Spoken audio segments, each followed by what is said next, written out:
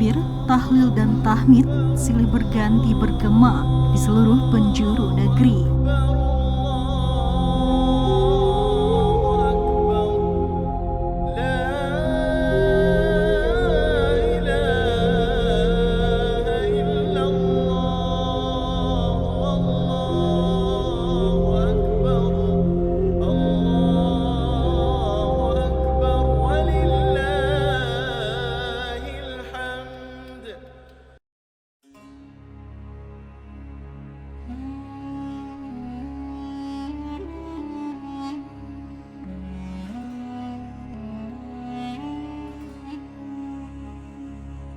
Hari Raya Idul Adha 10 Zulhijjah 1444 Hijriah 2023 tiba membawa kegembiraan dan syukur bagi segenap kaum muslimin dan muslimat.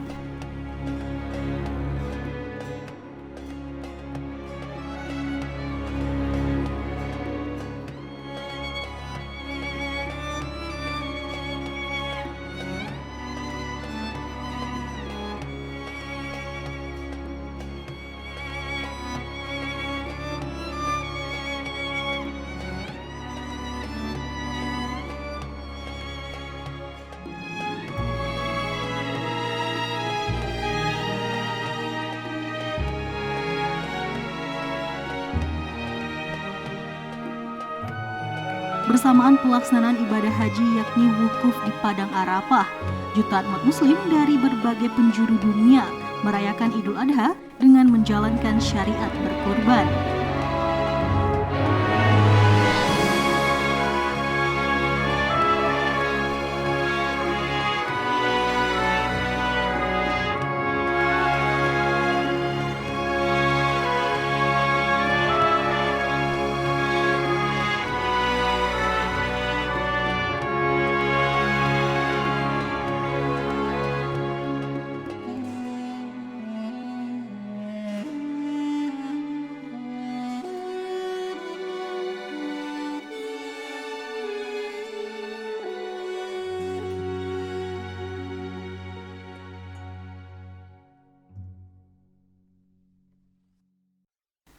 Sejarah ibadah kurban dalam ajaran literatur Islam tercatat dalam kisah Kabil dan Habil, putra Adam alaihi salam, serta yang terkenal adalah kisah Abu al-Anbiya, Nabi Ibrahim alaihi salam yang akan menyembelih putranya Ismail hingga akhirnya digantikan oleh Allah Subhanahu wa taala dengan seekor kambing. Alhamdulillah kita sudah akan memasuki Hari Raya Idul Adha, yaitu hari raya yang identik dengan peristiwa haji yang dilakukan di Makkah Al-Mukarramah dan Madinatul Munawwarah, serta juga adanya peristiwa korban dari seorang Nabi Allah Ibrahim alaihissalam dengan putranya bernama Ismail. Allah Subhanahu wa taala berfirman, "Inna a'tainakal kautsar fasholli lirabbika wanhar inna syani'aka huwal abtar." Sungguh kami telah memberikan kalian itu nikmat yang begitu banyak. Banyak sekali nikmat yang Allah Subhanahu wa taala berikan kepada kita. Sehingga Allah Subhanahu wa taala ada katakan fasholli lirabbika wanhar. Maka karena nikmat yang banyak yang engkau dapatkan dari Allah Subhanahu wa taala, Allah perintahkan kita berdirikan salat. Menegakkan salat yaitu atas perintah yang harus diwajibkan, dan berkorbanlah. Maka jemaah yang dirahmati Allah Subhanahu wa taala, karena itulah maka kita dianjurkan di saat hari raya Idul Adha yaitu melaksanakan daripada penyembelihan hewan korban, yang mana penyembelihan hewan korban ini merupakan salah satu hal yang dianjurkan oleh Rasulullah SAW untuk mengikuti daripada sunnahnya, fasholli lirabbika wanhar, yaitu untuk melakukan berkorban. Karena itulah maka kita sebagai seorang muslim, untuk tujuan mendekatkan diri kepada Allah Subhanahu wa taala dan mendapatkan rezeki yang berlimpah dari Allah Subhanahu wa taala, maka kita diminta untuk melakukan korban ini. Nah, korban ini Allah juga katakan inna salati wa nusuki wa mahyaya wa mamati lillahi rabbil alamin.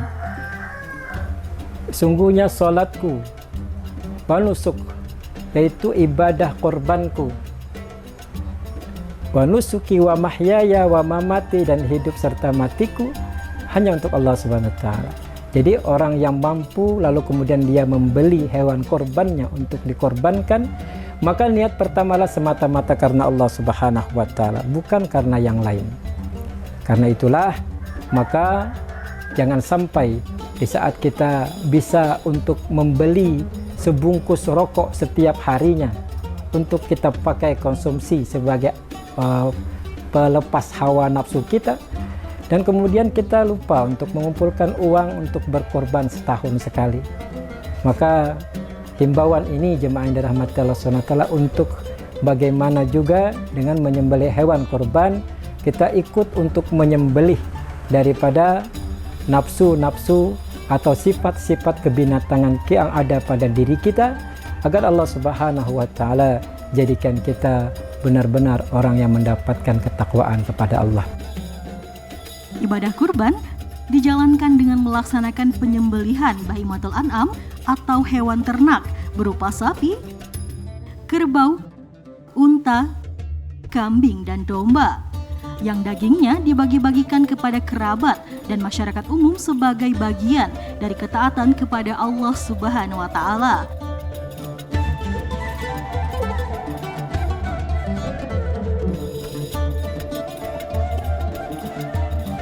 Dimensi ibadah kurban yang lekat dengan fungsi dan manfaat sosial untuk kalangan ekonomi bawah mensyaratkan ketentuan hewan ternak yang bisa dijadikan kurban. Berikut ketentuannya.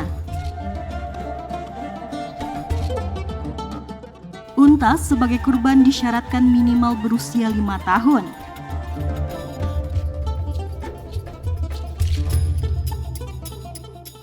Sementara sapi atau kerbau harus berusia 2 tahun.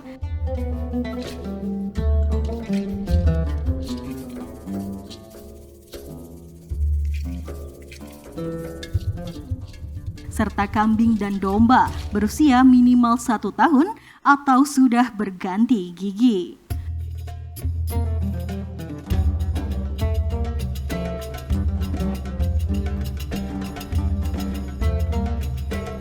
Rasulullah Shallallahu Alaihi Wasallam bersabda, tidak ada amalan yang diperbuat manusia pada hari raya kurban yang lebih dicintai Allah selain menyembelih hewan. Sesungguhnya hewan kurban itu kelak pada hari kiamat akan datang beserta tanduk-tanduknya, bulu-bulu, dan kuku-kukunya. Sesungguhnya sebelum darah kurban itu mengalir ke tanah, pahalanya telah diterima di sisi Allah. Maka tenangkanlah jiwa dengan berkorban. Hadis riwayat Tirmizi. Hadirin yang dirahmati Allah Subhanahu wa taala, adapun kita ketahui bahwa rukun menyembelih hewan korban ini adalah pertama, kalau kita ketahui secara fikih, yaitu pertama adalah beragama Islam, baligh beragama Islam. Beragama Islam yang lebih diutamakan lagi adalah mereka yang melakukan sholat 5 waktu. Nah, jadi yang menyembelih hewan ini kalau sebaiknya adalah orang yang melakukan sholat 5 waktu. Kemudian juga kita harus mengutamakan hewan yang dikorbankan adalah hewan yang masih hidup. Hewan yang masih hidup, bukan bangkai atau hewan yang sudah mati. Maka tidak perlu lagi dikorbankan. Maka yang dikorbankan adalah hewan yang masih hidup.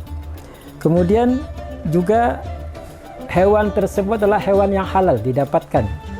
Hewan yang halal didapatkan dari rezeki yang halal, sehingga pada saat kita korbankan hewan tersebut, Allah Subhanahu wa taala terima daripada korban kita, seperti mana korbannya daripada putra-putra Nabi Adam alaihissalam, yaitu Habil dan Qabil, yang mana Habil mengorbankan daripada hewan korbannya berupa kibas, dan kemudian Qabil berupa sayur-sayuran atau tumbuh-tumbuhan.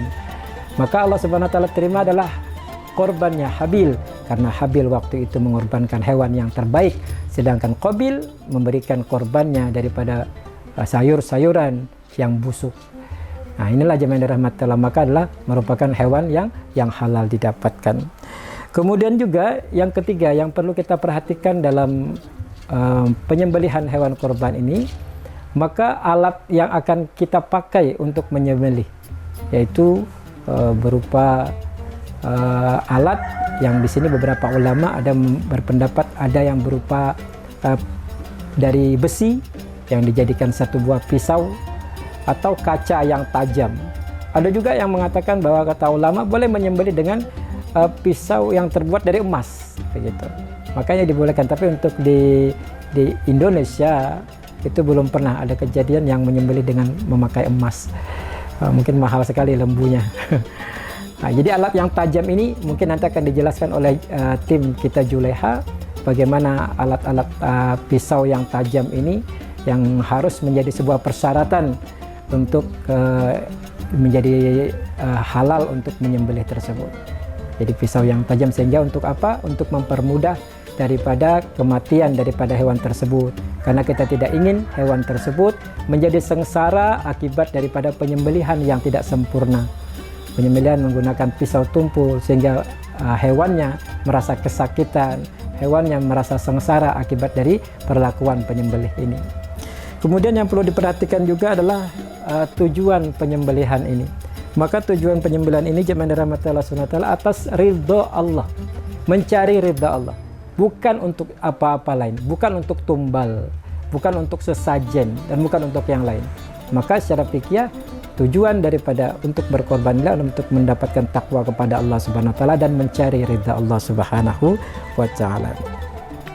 Lalu kemudian untuk hewan yang dikorbankan hendaklah hewan yang cukup umurnya, lalu tidak cacat daripada hewan tersebut. Baik matanya buta, maka ini tidak dibenarkan. Atau telinganya hilang satu, atau kakinya pincang. Maka bentuk-bentuk hewan yang memiliki kecacatan ini, maka tidak dianjurkan untuk dijadikan sebagai hewan korban.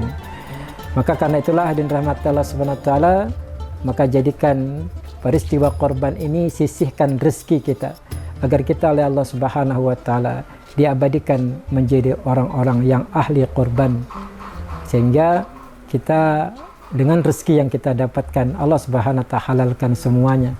Dengan kehalalan Allah Subhanahu wa taala insyaallah kita akan mulia dunia akhirat. Demikian dari kami, mohon maaf apabila ada kebenaran semata-mata dari Allah, kekhilafan karena kedaifan. Salam Idul Adha, mohon maaf lahir batin. Assalamualaikum warahmatullahi wabarakatuh. Pelaksanaan ibadah kurban disyariatkan selama 4 hari, yakni pada Hari Raya Idul Adha 10 Zulhijjah, serta Hari Tasyrik yakni 11 sampai dengan 13 Zulhijjah. Syarat, rukun, dan ketentuan lainnya turut diatur untuk menjamin kesahan dan menjaga keafdalan dalam ibadah kurban. Juleha merupakan suatu organisasi kemasyarakatan yang merupakan singkatan dari Juru Sembelih Halal. Nah, jadi anggota-anggotanya merupakan orang-orang yang bertugas atau menjalankan tugas dan fungsi sebagai juru sembelih. Nah, Juleha didirikan di Madiun ya, dengan ketua umum pada saat ini adalah Ustadz Ali Subarkah yang berdomisili di Jakarta. Di Indragiri Hilir sendiri, Juleha terbentuk pada tahun 2021 yang dilantik kemarin langsung oleh Bapak Bupati Indragiri Hilir, Bapak Muhammad Wardan. Ya, jadi karena di dalam Islam ya adanya keharusan kita terhadap makanan yang halal, thayyib seperti itu, maka ini berawal dari proses penyembelihan yang halal. Nah, makanan-makanan yang halal ya, hewan-hewan yang halal apabila dilakukan dengan cara yang tidak sesuai syar'i, maka menjadi tidak halal. Nah, itulah menjadi perhatian dari Juleha bahwa bagaimana proses penyembelihan yang pertama bisa menjadi halal, kemudian juga kita menjamin bagaimana proses penyembelihan yang halal tadi bisa sesuai dengan sunnah-sunnah yang telah ditentukan dalam Islam. Kemudian juga bagaimana kita bisa menjalankan proses penyembelihan dengan cara kisrawan. Kisrawan ini adalah cara-cara yang baik terhadap hewan sembelihan. Begitu juga terhadap peralatan. Nah, kita bagaimana menjamin bahwa peralatan yang digunakan itu tidak asal-asalan gitu ya.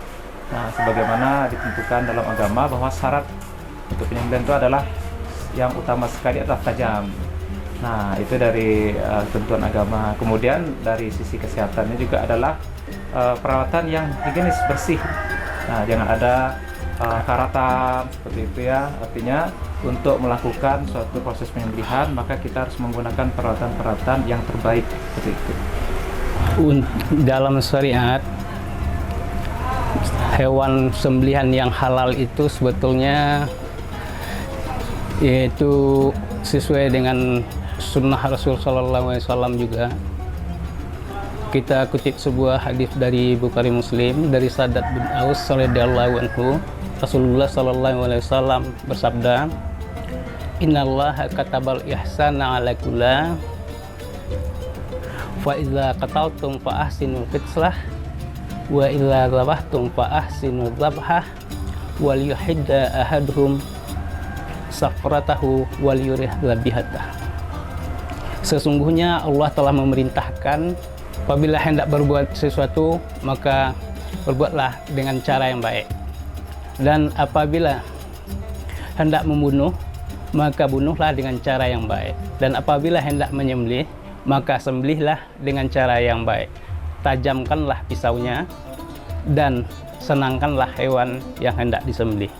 Jadi kalau kita perhatikan berdasarkan hadis ini jelas sekali untuk mendapatkan daging yang asuh itu yaitu aman, sehat, utuh beserta halal, maka seorang juru sembelih itu wajib memperhatikan beberapa hal tentang kesejahteraan hewan sembelihan dan cara yang benar dalam menyembelih.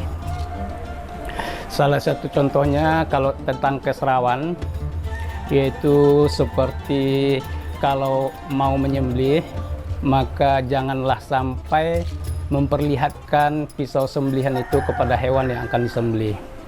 Kemudian lagi jangan mengasah pisau di dekat hewan yang akan disembelih. Kemudian kalau sembelihan kita banyak, usahakan darah yang pertama itu dibersihkan walaupun tidak terlalu bersih, tapi jangan sampai menumpuk kepada hewan dari hewan yang akan kita sembelih berikutnya.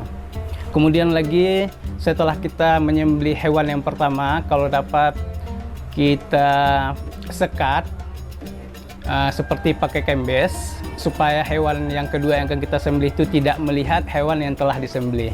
Atau boleh juga misalkan kita beri kacamata atau penutup mata hewan yang akan disembelih biar dia tidak bisa melihat hewan yang telah disembelih. Kemudian lagi selanjutnya mengenai perobohan hewan, marilah kita gunakan yaitu teknik-teknik yang baik dalam merobohkan. Jangan sampai kita menyiksa hewan yang hendak kita sembelih seperti ditendang, diseret kuat-kuat dan segala macamnya. Maka sebaiknya kita memakai teknik yang benar itu seperti ada 3 teknik sebetulnya. Yang pertama yaitu teknik barley, yaitu dengan menggunakan satu tali panjang, tali dibagi 2, yang di tengahnya kita letak di kuduk hewan, kemudian masuk ke selangkangan kaki depan hewannya, tali disilangkan, naik lagi ke punggung, tali disilangkan dan terus ke selangkangan belakang dan ditarik tali sebelah kiri karena hewannya robohnya ke kiri yang kita harapkan. Ditarik tali yang kiri maka hewan roboh ke kiri yaitu di lambung kirinya.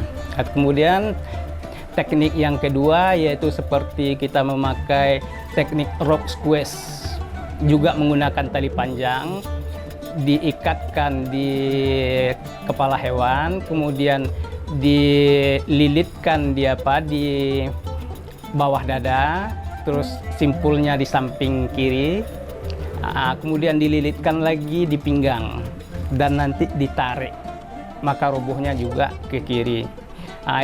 Teknik yang ketiga yaitu dengan memakai teknik sabuk pinggang. Teknik sabuk pinggang ini kita harus pertama sekali dulu kita memakai ikat brongsong di kepala. Setelah itu diikat kaki kiri dan diikatkan ke patok, baru kita lilitkan sabuk di pinggang dan ditarik. Insya Allah hewan roboh secara ihsan. Jadi kalau yang terbaik di antara yang 3 itu sebetulnya yaitu rope squat atau sabuk pinggang. Sebab barley itu masih sering gagal dalam perobohan. Talinya itu tidak mengikat karena disilang di atas dan di bawah, jadi kurang kuat. Makanya masih sering gagal, itu tingkat keberhasilannya paling-paling sekitar 65 atau 75%. Jadi dalam pemotongan hewan sembelih, terutama ini adalah hewan yang berjenis kaki 4 ya, begitu sapi, kerbau, kambing maupun domba, maka ini harus mengikuti ketentuan-ketentuan dalam fikih ya, agama. Nah, dalam mazhab kita, mazhab Syafi'i, maka wajib hukumnya syarat sahnya itu adalah terputusnya 2 saluran. Yang pertama itu adalah hukum ya, hukum itu adalah saluran napas. Kemudian yang kedua mar'i, saluran makan. Nah, ini adalah saluran yang wajib dan harus terputus, dan sekali sembelihan seperti itu. Nah, kemudian juga ditambah lagi disempurnakan dengan terputusnya wajadain.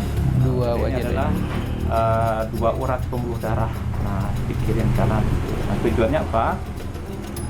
Supaya untuk mempercepat kematian. Jadi dengan terpotongnya 2 saluran pembuluh darah ini, itu akan mempercepat kematian dari hewan sembelihan. Nah, terkadang kita mungkin pernah melihat ya di media bahwa sapi yang sudah terpotong sembelih itu berjalan lagi. Nah, itu sebetulnya bukan ada hal-hal yang gaib atau mistis, tapi itu disebabkan itu tadi pembuluh darahnya tidak terpotong. Nah, atau tersumbat. Nah, atau tersumbat, maka memperlambat kematian dari hewan sembelihan tersebut. Maka hal-hal yang tadi itu harus menjadi perhatian bagi seorang penyembelih. Dia harus memastikan terlebih dahulu syarat-syarat sah sembelihan tersebut, baru dia meninggalkan hewan sembelihannya. Nah, aturannya adalah yang pertama adalah itu seorang muslim ya. Kemudian seorang muslim yang menjalankan syariat, terutama sekali adalah sholat 5 waktu. Kemudian adalah menyembelih dengan menyebut nama Allah. Boleh bismillah, Allahu Akbar, boleh bismillahirrahmanirrahim, Allahu Akbar, seperti itu. Jadi sebagaimana tadi hadis yang telah disampaikan oleh Pak Yanwar ya, bahwa Rasulullah SAW mengharuskan kepada kita untuk menggunakan pisau yang tajam.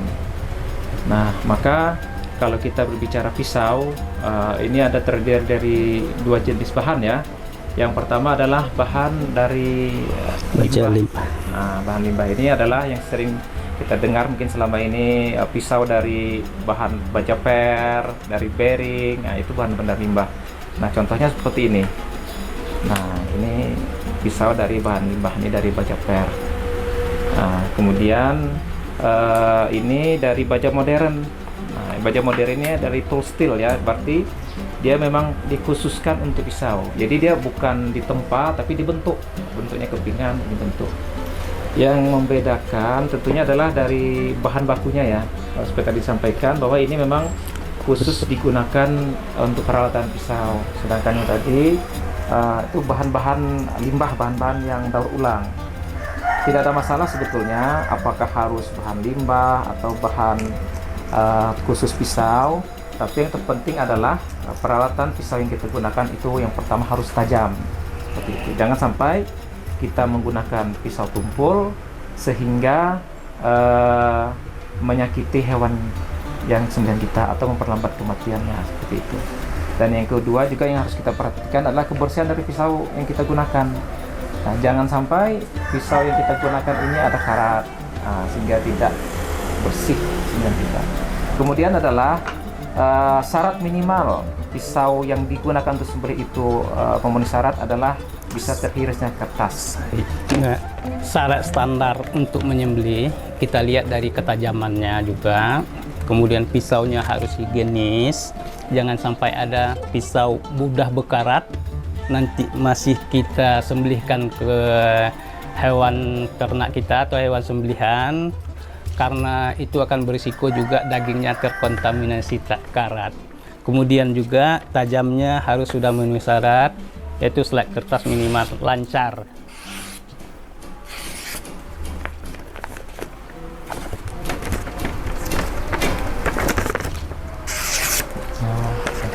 Lancar dia selai kertas, Tidak menyangkut tidak sangkut. Saran kami kepada anggota sesama juleha, karena mulai dari besok kita akan menyembelih hewan kurban. Jadi marilah kita terapkan apa-apa yang telah kita pelajari, yaitu yang terdiri dari kaidah-kaidah syar'i dalam menyembelih. Yang pertama itu sekali itu tajamkan pisaunya setajam-tajamnya, kemudian tenangkan hewannya dan segerakan prosesnya. Jadi jangan sampai kalau sapi kita sudah dirobohkan, jangan sampai dia terlalu lama. Kemudian jangan sampai banyak ritual-ritual hal-hal yang tidak diperlukan, yang tidak ada dalilnya. Dan masalahnya kalau sapi udah roboh, maka waktu kita untuk eksekusi itu sebetulnya 10 detik. Yaitu jadi untuk menyembelih secepat-cepatnya tembelihan, kemudian setajam-tajamnya pisau. Jadi itu harapannya. Kemudian tentang keserawan tadi, setelah hewan roboh, jangan lagi kalau selama ini mungkin setelah diikat kakinya masih dimasukkan kayu-kayu bakau segala jenisnya di antara kedua kakinya, dipijak ramai-ramai, jangan lagi, karena itu akan menyiksa hewan sembelihan kita. Kemudian untuk kepada yang umum, penyembelih-penyembelih masyarakat juga perhatikan betul tentang kesejahteraan hewan yang akan kita sembelih. Marilah kita gunakan teknik yang benar dalam menyembelih, yaitu kalau bisa sekali sayat putus, tapi kalau tidak bisa maksimal bisa kita ulangi 3 kali. Cuman yang perlu sekali yaitu setelah kita menyembelih, yaitu koreksi sembelihan. Jangan sampai kita setelah menyembelih langsung ditinggalkan sebelum kita koreksi. Sebab bisa jadi setelah, walaupun dia sudah putus keempat urat yang kita butuhkan seperti hukum, mari, dan 2 wajadain, tetapi kalau terjadi mapet pada pembuluh darah, itulah yang menyebabkan kadang-kadang sapi itu bisa berdiri atau akan berpengaruh kepada daging. Dagingnya, kualitasnya akan menjadi sangat rendah dan jelek. Nah, jadi justru itu marilah kita gunakan teknik-teknik yang benar dalam menyembelih. Pelaksanaan ibadah kurban selama Hari Raya Idul Adha dan Hari Tasyrik di Kabupaten Indragiri Hilir terdata mencapai 2088 ekor.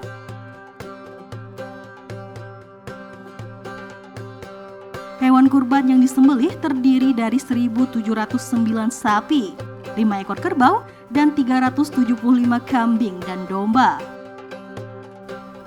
Sebagai bentuk peribadahan kepada Tuhan, sejarah kurban mengajarkan kepada kita bagaimana teladan dan ketaatan Nabi Ibrahim dan putranya Ismail dalam menjalankan perintah Tuhan.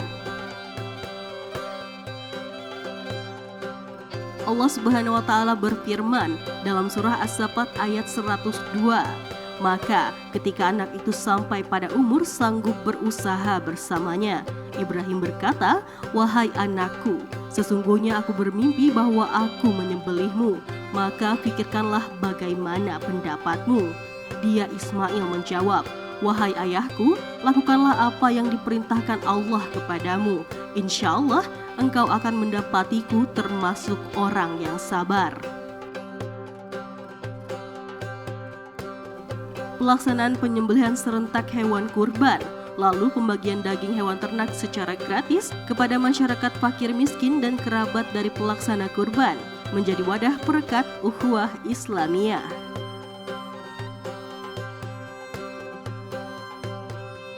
Allah Subhanahu wa Ta'ala berfirman, agar mereka menyaksikan berbagai manfaat untuk mereka dan agar mereka menyebut nama Allah pada beberapa hari yang telah ditentukan atas rezeki yang diberikan Dia kepada mereka berupa hewan ternak.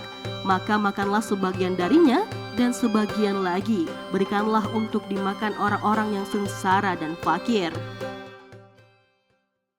dengan penuh keikhlasan dan mengharap ridhonya. Semoga ibadah kurban kita ini diterima Allah Subhanahu wa Ta'ala dan memberi manfaat, keberkahan, serta kebahagiaan bagi segenap kaum muslimin dan muslimat.